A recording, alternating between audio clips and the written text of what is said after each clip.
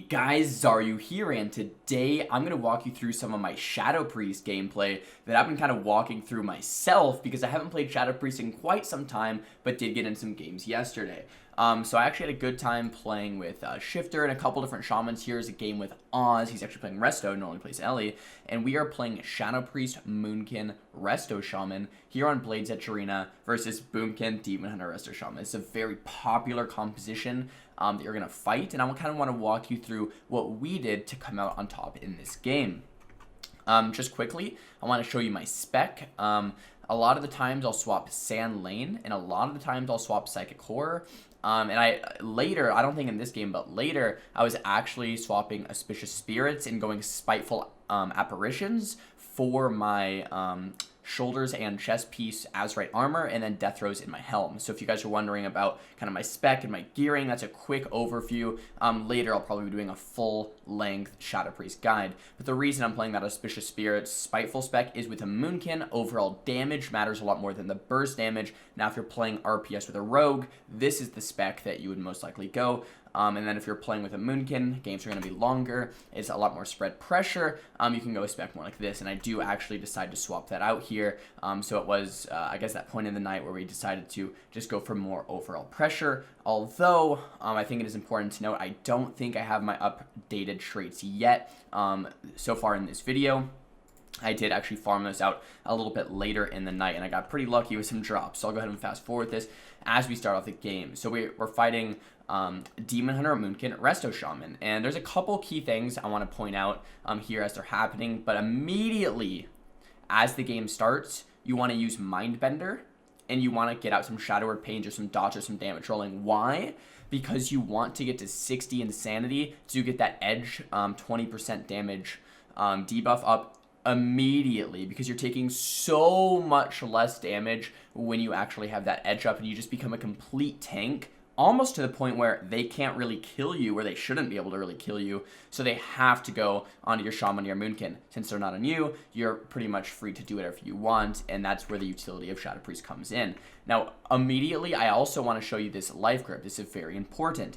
Demon Hunters, they have a mana burn, right? It's a proximity mana burn they put on the ground. And what they'll do is they'll pair it with a stun. If they just put it on the ground, my shaman will walk out. So what they do is say, stun my shaman into the mana burn. And their win condition is getting my shaman out of mana, okay? Once he's out of mana, then they just win because we can't heal anymore, blah, blah, blah, we die. So, what is my goal? My goal is to, when he gets stunned into the mana burn, we grip him out of the mana burn so he doesn't actually lose mana. What I can also do is mind control the Demon Hunter. If he does stun in the mana burn, and then I mind control the Demon Hunter, it won't take my shaman's mana because the Demon Hunter is on our team, right? So we're gripping the stun mana burn, and we're mind controlling the stun mana burn. So I really want you guys to keep a lookout for that this game. So boom, grip that first mana burn that was on the ground, make sure my shaman doesn't go immediately. Now, like I said, once we're at 60 Insanity, we're very tanky. Boom, we get above 60. We're super, super tanky target. That means we can push out onto the middle of the bridge. Now, the Mass Dispel comes out, and we Mass Dispel the Root Beam onto my healer. And two things I want to note. One, the utility of Shadow Priest is incredible, guys. With these Mass Dispels, the life grips, the shields, the swaps, the control with the Psychic Horror, the silence.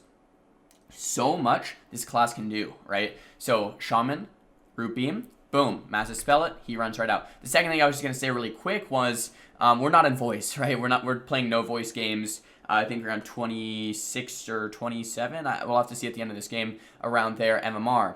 So, a lot of these things, guys, are really just about awareness, right? The more you're in games, the more you're looking at your party frames, the more you're looking at Gladius, the more you're looking at cast bars, the more you're looking at positioning, and you'll really start to be looking out for these things. It doesn't come overnight, but you know, after playing quite a bit, you'll be looking out for these things, and all of a sudden, okay, I know I want to stop this, or I know I want to go for this win condition, or I know I want to mind control here, Mass Dispel here, or life grip this, or go for spread pressure, go for a lot of offensive pressure in these type of situations. So that almost trained me well when playing without voice to really be looking for exactly what I need to be doing instead of with voice having my partners call out every single thing I need to be doing. So we have another life grip up here in about 15 seconds. The root beam comes down onto my shaman. I actually could have probably mass dispelled this.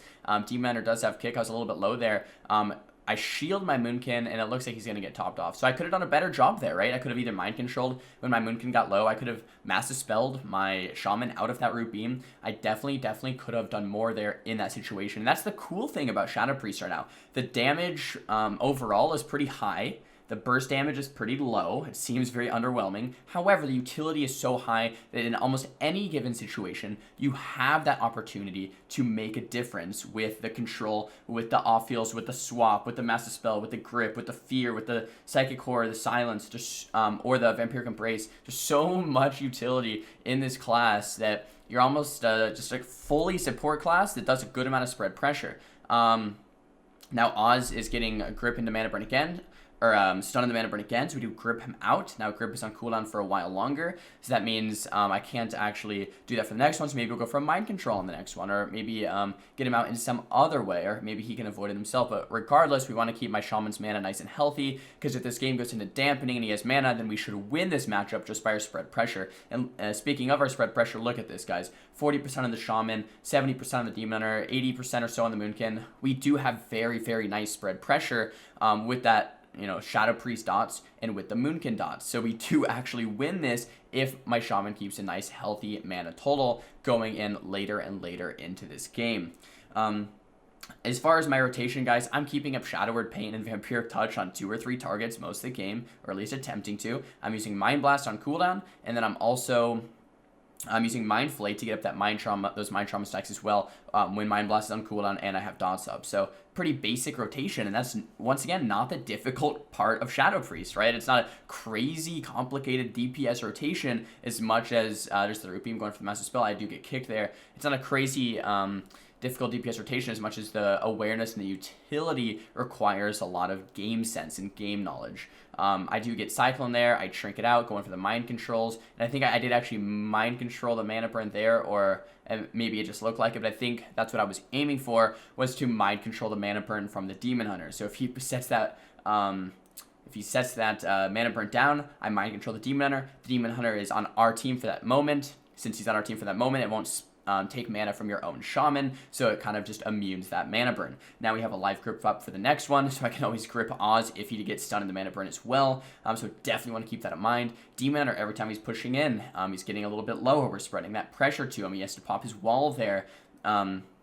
50% damage reduction from the Demon Hunter. Now the stun Mana Burn comes out. Boom, we grip our Shaman away from it. Once again, no grip for a while longer. These are all the things you really want to keep an eye out on. Now we have our disarm and our silence. I call it disarm. It's not a disarm anymore. It's a stun. I always call it disarm, though. I should call it Psychic Horror.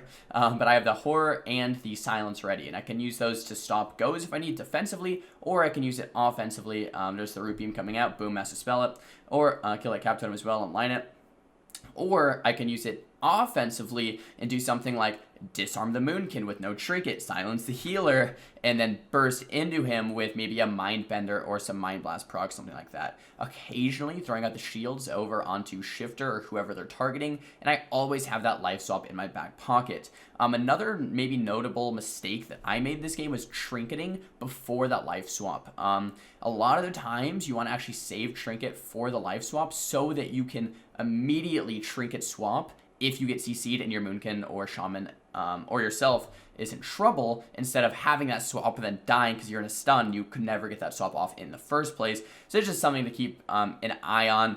Using that trinket and swap at the same time, definitely pretty profitable in most situations. Going for the mind control, the Mana Burn, didn't quite make it there. My Shaman did get Mana Burned, and now he's sitting around 35-40% mana. Dampening just kicked in. We're at 2% dampening, so it gets a little scary at this point in time. Well, for the enemy team, if they don't kill us pretty soon. And then it gets really nice for us in about maybe 2 or 3 minutes from now. Once dampening gets above 10 or 15%, then we can all of a sudden win the game. Go with the Massive Spell on the Root Beam. Boom, we land it once again. That Shadow Priest utility so strong. And then I have Disarm, Silence, and Mind Bender. Another point of improvement for me would be to use these offensive cooldowns with the Disarm and the Silence more often and more effectively, so really look for openings that I can use these. I've noticed sometimes in my gameplay I'm holding onto them a little bit too long. It's just a 40 or 45 second cooldown, so I should be able to rotate through them much quicker instead of keeping them off cooldown for a very, very long time. So that's definitely something I can work on as well. And just as a reminder, guys, I haven't played, this is pretty much like my first or second Shadow Priest session of the entire expansion, so I'm really figuring out how it's supposed to be played compared to last expansion, the expansion before that. I have played Shadow Priest for quite some time, but I haven't really dived into it quite yet in BFA. We get a lot of pressure out. JDH is getting pretty low. He does get his wall off, but we clone him on the wall. And this is a little scary. It's Metamorphosis, but they do decide to run on it. The full Cyclone comes out on the Shaman. I have that Disarm, aka Psychic Horror, ready, and I've silenced up in about 10 seconds. Mindbender is pretty much a decent burst cooldown as well. Keep that in mind. He does go Bear, gets very low. I throw him that shield. I was thinking about swapping right there, but he got that Frenzy to regen off, so it looks like he's going to be okay. There's the Innervate. I'm trying to purge it, but I don't think I quite can. And something that's crazy to me is that the enemy Shaman's at 100% mana. That's just, I don't know. I don't get that, all right? Our Shaman's at 30 or 40%, and he's been mana burned for the past 10 minutes, whereas their Shaman's at 100%. We don't have mana burn. Something seems off about that. Blizzard, mana pools, I don't know. Maybe you need to make mana more of a resource, or I don't know, whatever. But anyway, we're getting rotted down pretty hard. Root Beam comes out on the My Shaman. He does decide to Trinket, and looks like he actually doesn't have Earthen Shields. This is kind of like a little scary moment right here. Don't have Empiric Embrace, still have that life swap, but that was like the offensive cooldowns from the enemy. Now we're pushing back up the ramp, and now it's our turn to kind of get some pressure out here in a second. I do have that Disarm Silence combo ready, and that's what I'm talking about. Maybe I don't use it quite enough here, specifically in this game, but in a lot of games I was noticing from yesterday, like I could really be using it right here to turn the pressure around. There's the end of the Demon Hunter Metamorphosis, his wall, and then the Incarn from the enemy Moonkins. It's definitely very scary. Now that grip comes out onto the stun, onto the Shaman once again, and this is kind of another scary moment, going for the Mind Control on the Darkness, and this is another key play here, guys. If he puts a Darkness down, and I Mind Control it, guess what? It's our Darkness now, so I can tell my teammates, run into the Darkness, it's going to affect them, and guess what? It's not affecting the Moonkin right here that he's standing in at the enemy Moonkin. So these mind controls on key defensive abilities are actually critical in securing the win a lot of the times. So this Incarnation has 7 seconds left. We're all topped off. This is looking great. Use that Disarm there, use that Silence there. And then all of a sudden, we're in a great spot offensively. Dampening, like I said, guys, 18%. Once it's getting higher and higher into dampening, we don't have a lot of burst, but we have a lot of damage, a lot of spread pressure. Boom. Moonkin eventually goes down with no trinket. He had no wall. I don't think he had meta. So we finally kind of just rotted them down, right? And if this game goes further and further into dampening, well, there's two things. If my Shaman goes Zoom, then we could lose. But if he actually keeps his mana total up and it goes to 30 or 40% dampening, then they'll all actually just die at the same time. We've had some games like that as well, where it's actually pretty scary for the enemy team once he gets really, really deep. And I guess, okay, I don't know why I haven't mentioned this yet. This is actually pretty critical to the gameplay. A lot of you guys are probably asking in the comments right now as I say this, why aren't you pressing Void Eruption, Xaryu? What's going on here, man? The reason I'm not pressing Void Eruption is because it takes off the Edge of Insanity. If the Edge of Insanity comes off, then you get swapped to and you die. So what happens is when you press Void Eruption, you leave Shadow Form. So you actually take 10% more damage, and then you also lose the Edge buff. So you take 20% more damage. So the way the math actually works out, if you're this is difficult to explain, but you're taking 0.7, 1 over 0.7, you're taking 1.42% more damage. I'm not comfortable enough to explain this, but you're taking 42% more damage, friends. It's a lot more damage, all right? The MMR was actually a little bit lower. 42% more damage means if you press that Void Eruption, you're going to die almost every single time if the enemy knows what's happening. But yeah, by the end of our Q session, guys, I think we ended up around 26 or 27. This must have been near the start of our Q session. This was the overall damage, and once again, with my correct traits and correct damage traits, I actually would have done a lot more, I think. So I'll definitely be uploading more Xaryu's gameplay with those correct traits, more damage, higher MMR stuff. But let me know if you guys liked the Shadow Priest point of view, because it's definitely a lot different than Mage. Guys, if you enjoyed this video, make sure to give it a big thumbs up. If you did not enjoy the video, make sure to give it a big thumbs down. talk to me down below in the comments about what you guys want to see in upcoming uploads. Definitely want to be playing more Shadow Priest. The pacing is completely different than Mage, takes a completely different skill set than Mage. It's not just setting up one-shots and cross-CCing, but it's really looking at the defensive utility from the class and really helping out your team in as many ways as possible. So if you guys want to see more Shadow Priest, definitely let me know. I plan to do a Shadow Priest guide at some point in the future as well for more in-depth stuff on gearing, stat priorities, talent choices, and gameplay and stuff like that. But I'll see you guys in the next upload. Don't forget to subscribe. Peace.